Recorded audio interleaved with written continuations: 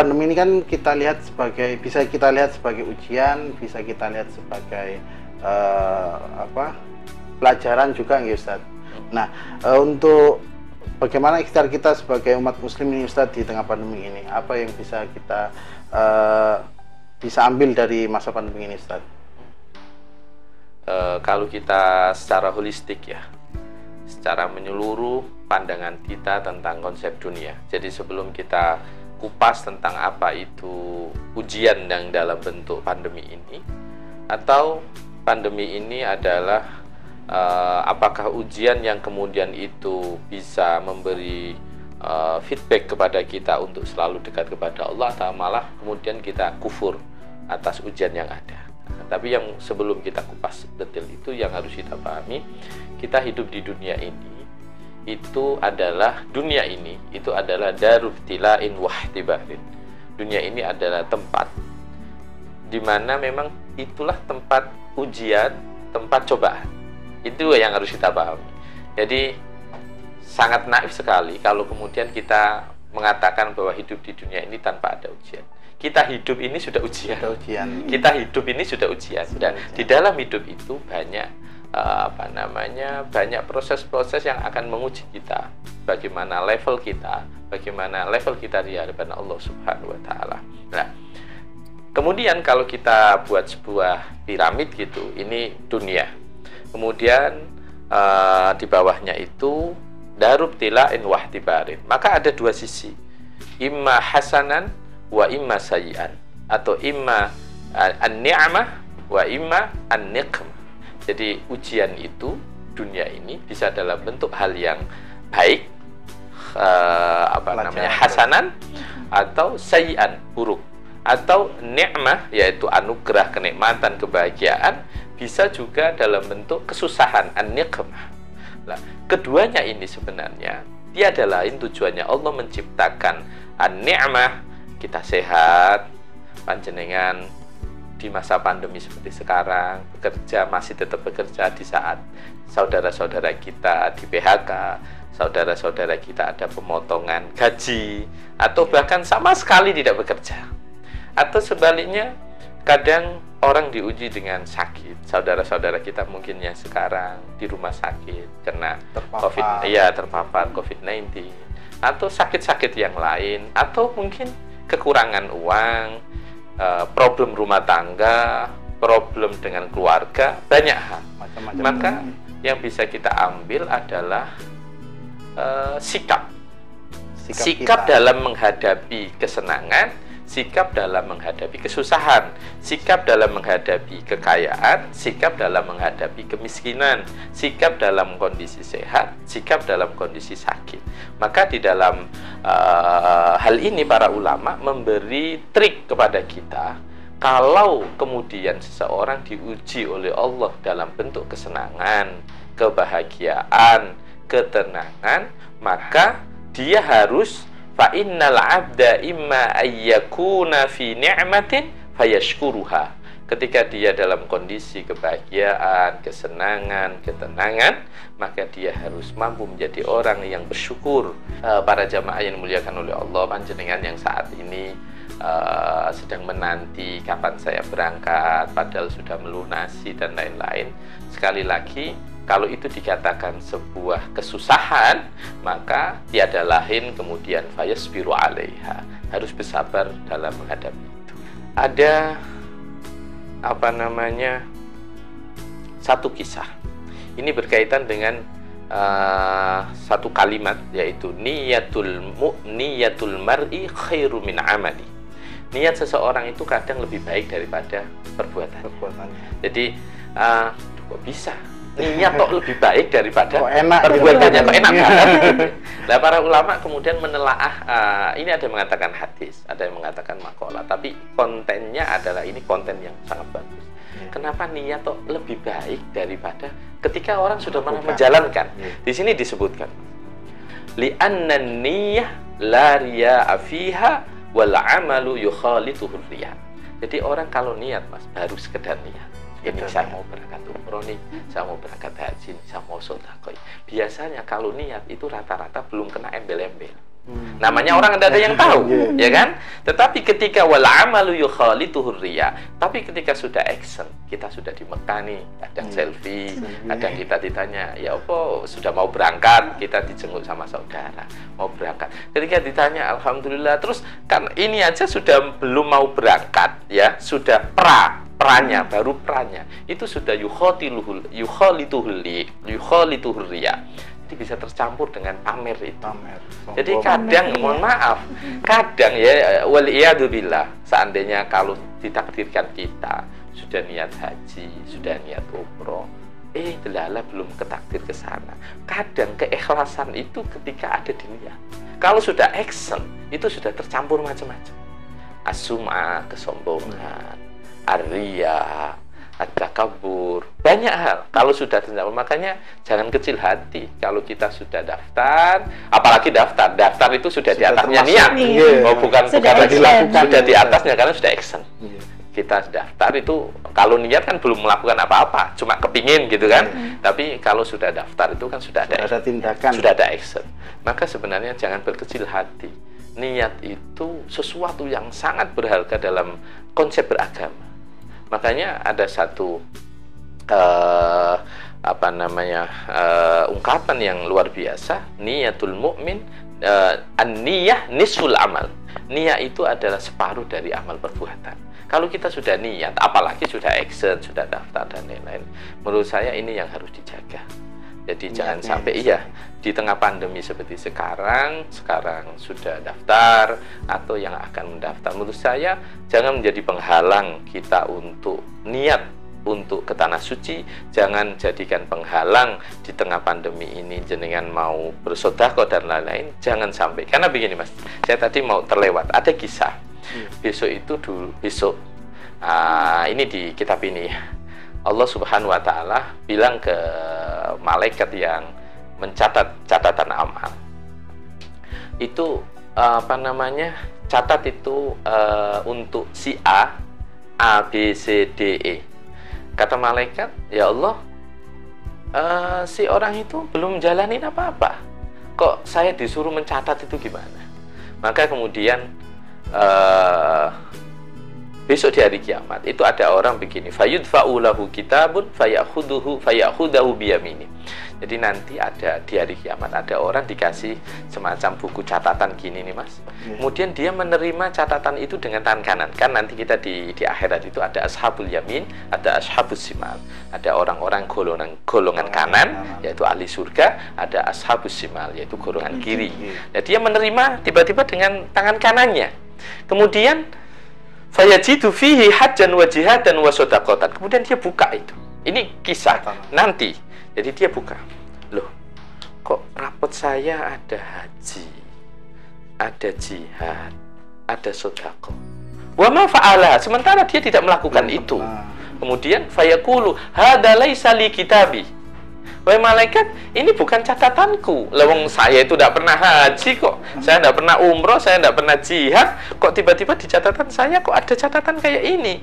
Fa inni ma fa'altu syai'an min dalik. Aku belum pernah melakukan ini, kok ada ini gimana? Fa yaqulullahu ta'ala, kemudian Allah mengatakan kepada orang itu, hada kitabu. Itu catatan amalmu. Li annaka 'ishta umran tawilan wa anta taqul. Karena kamu itu umurnya panjang. Dan ketika kamu berdoa kepadaku, laukana limalun, ya Allah, seandainya aku punya uang, punya harta, hajastu minhu, maka aku akan berhaji. Kemudian kamu juga pernah ngomong, laukana limalun tasaddaqtu minhu, ya Allah, seandainya aku punya uang, maka aku akan bersedekah. Fa'araftu dzalik min sidqi niyyatik wa a'taituka sawaba dzalika kullah. Aku tahu bahwa niatmu itu tulus, benar-benar dari hati. Kamu kalau punya uang mau bantu orang, kalau di saat pandemi seperti sekarang kamu masih punya niat untuk ke tanah suci, di saat seperti sekarang yang susah kayak gini, kamu bilang kalau nanti saya punya pekerjaan, saya punya uang lebih, saya akan ngasih A, B, C, dan itu semua kamu ternyata nasibnya tidak kaya. Nasibnya Mas Adam tidak soge, umpamanya gitu ya. Ternyata nasibnya itu tidak kaya, tapi lamunannya ada, niatnya ada, dan itu aku catat. Sudah termasuk. Sudah dicatat, karena makanya penting sekali ketulusan niat itu luar biasa. Makanya saya selalu menyampaikan dimanapun ketika orang itu sudah punya niat, jaga niat itu, karena niat itu sebenarnya dinilai oleh Allah. Maka orang itu, Allah itu tidak melihat kadang kamu sudah menjalankan hajinya, kamu sudah menjalankan sholatnya. Para ulama khilaf, ada yang mengatakan wajib, ada yang mengatakan sunnah muakkadah. Nah, tapi prinsipnya itu adalah perintah agama, ya.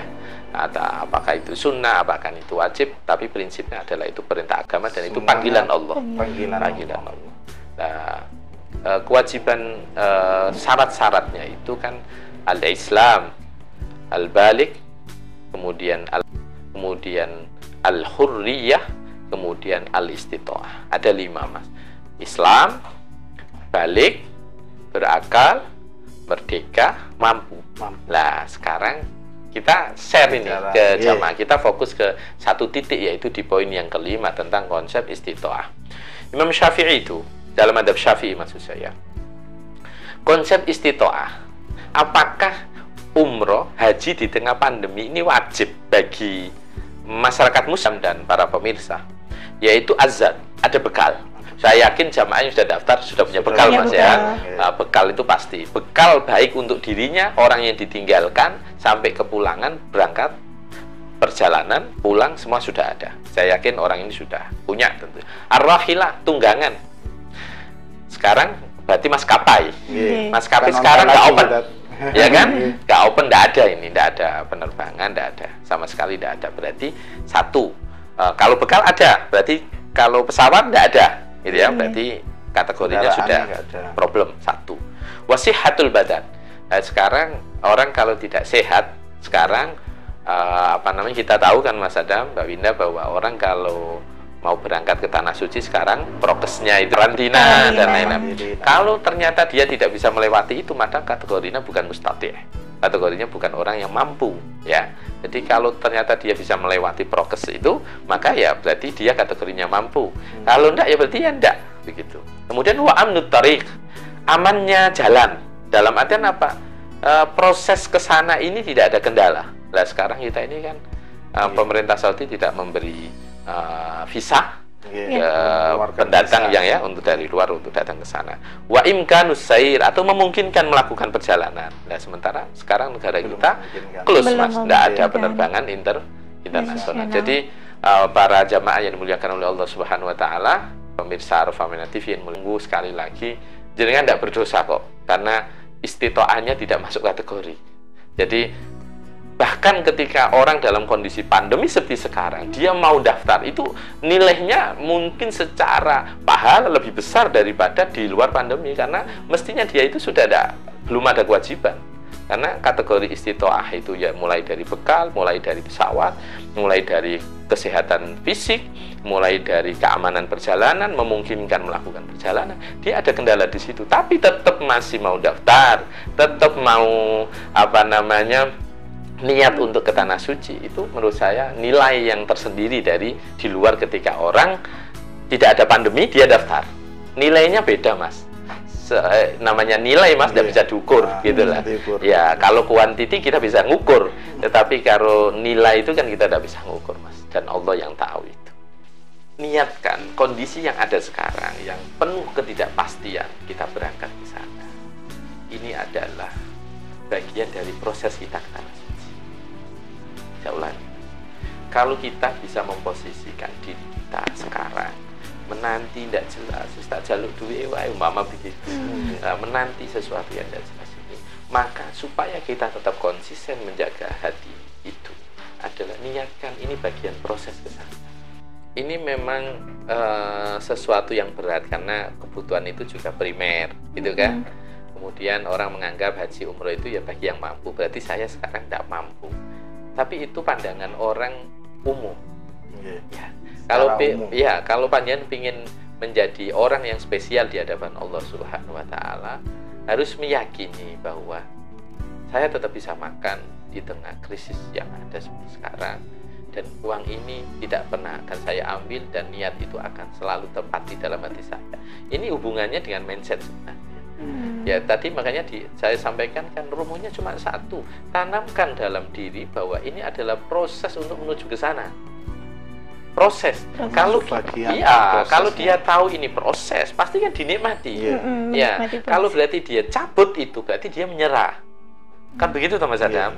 Kayak kita pergi ke Jakarta, tiba-tiba di tengah perjalanan sampai Pasuruan ban sepeda motor atau ban mobil kita pecah. Ya dah.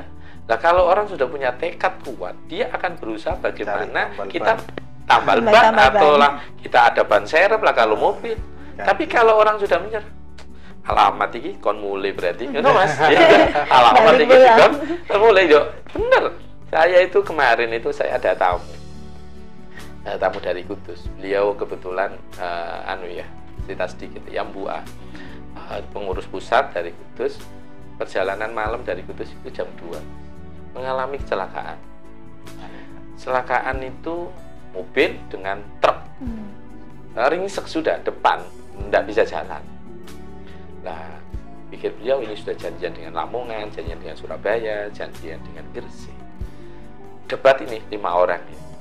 Kemudian dari perdebatan itu, tidak tetap berangkat. Apa? Karena beliau punya motivasi, kita sudah ditunggu, kita sudah niat dari rumah serius, kita sudah ditunggu oleh orang di Lamongan, di Gresik, di Surabaya. Apa yang beliau lakukan?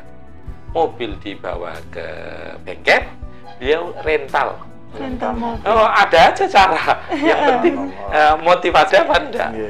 Beliau rental, Mas. Jadi bukan karena mobilnya kan tidak mungkin bisa dibawa. Beliau rental terus sampai ke Pasuruan ya Mas. Jadi rental sampai dibawa pulang ke Tutus, mobil masih di bengkel. Itulah kekuatan niat, kekuatan motivasi bahwa tidak harus kenceng. Nah, kalau amalan itu menurut saya ya, kita berdoa setelah sholat, berdoa di tengah malam itu sudah amalannya luar biasa. Saya tidak perlu ngasih wirid-wirid gitu ya. Yang penting mau tanamkan dalam diri kita yang paling dalam, jiwa kita yang paling dalam ini. Ayo, pandemi ini adalah proses kita untuk meraih ke sana. Nah, kalau kita nganggap ini sebuah proses, nikmati saja. Dinikmati saja. Bismillahirrahmanirrahim. Alhamdulillahirabbil alamin. Hamdan na'imin, hamdan syakirin, hamdan ni'am wa yukafi mazida ya rabbana lakal hamd. Allahumma salli ala sayyidina Muhammad wa ala ali sayyidina Muhammad. Allahumma ya Allah, Engkau yang berkuasa atas segalanya, Engkau yang menentukan atas segalanya, Engkau yang menakdirkan kebaikan dan keburukan, Engkau yang menakdirkan kebahagiaan dan kesusahan. Ya Rabb, Engkau yang maha kuasa atas segalanya, Engkau yang maha pengampun atas segala dosa-dosa kami. Ampunilah dosa-dosa kami, dosa-dosa kedua orang tua kami ya Rabb, dosa saudara-saudara kami. Allahumma ya Rabb, kuatkan hati kami ya Rabb, kuatkan hati saudara-saudara dalam menghadapi ujian ini. Kuatkan hati kami ya Rabb untuk selalu istiqomah di jalan. Allahumma ya Rabb, Engkau yang memberi kesembuhan atas segala penyakit. Sembuhkanlah saudara-saudara kami yang saat ini sekarang sedang sakit. Baik yang ada di rumah, baik yang ada di rumah sakit, atau dimanapun, sembuhkan penyakitnya. Allahumma ya Syafi, anta Syafi. Engkau yang memberi kesembuhan atas segala. Sembuhkanlah penyakit saudara-saudara kami, orang-orang terdekat kami, saudara-saudara kami, guru-guru kami, ya Rabb. Allahumma ya Allah. Engkau yang menentukan segalanya. Kami yang duduk di sini, yang ada di rumah, sekarang sudah berniat ke tanah suci ya Rabb. Di tengah pandemi ini sudah hampir setahun kami belum bisa berkunjung ke tanah suci ya Rasulullah, ya Habiballah, ya Rasulullah, ya Habiballah, ya Safwatullah. Assalatu wassalamu alaika ya Rasulullah. Assalatu wassalamu alaika ya Habiballah. Assalamu alaika ya Rasulullah. Salawat dan salam untukmu wahai kekasih Allah. Salawat dan salam untukmu wahai pilihan Allah. Ya Nabi Allah, takdirkan kami ya untuk bisa berkunjung ke tanah suci kota Madinah. Ya Rasul, kami rindu kepada. Ya Rasul, kami rindu bisa bersolawat di depanmu ya Rasul.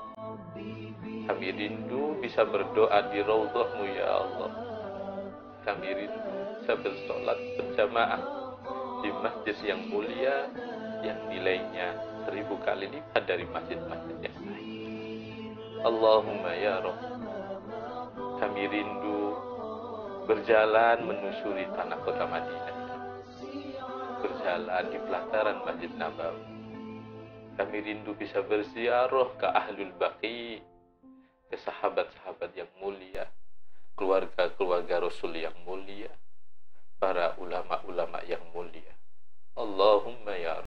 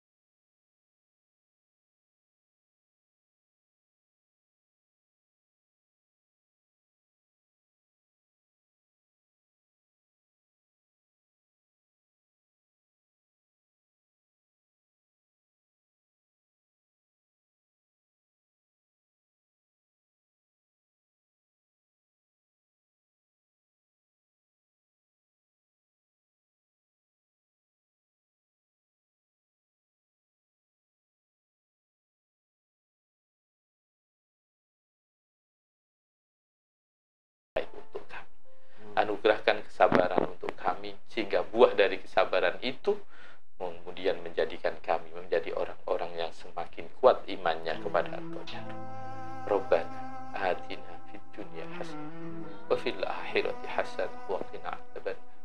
Walhamdulillahi rabbil alamin. Al-Fatihah. Pentingnya niat baik kita untuk beribadah ke Baitullah, apapun keadaan dan bagaimanapun kondisinya. Sebagai seorang muslim, alangkah baiknya kita terus berikhtiar untuk mewujudkan impian kita semua pergi ke tanah suci. Jika Anda merasa ingin segera mewujudkan impian Anda, maka Arafah Mina adalah solusi yang paling tepat. Bersama Arafah Mina, ibadah umroh Anda lebih aman, khusyuk, dan menyenangkan.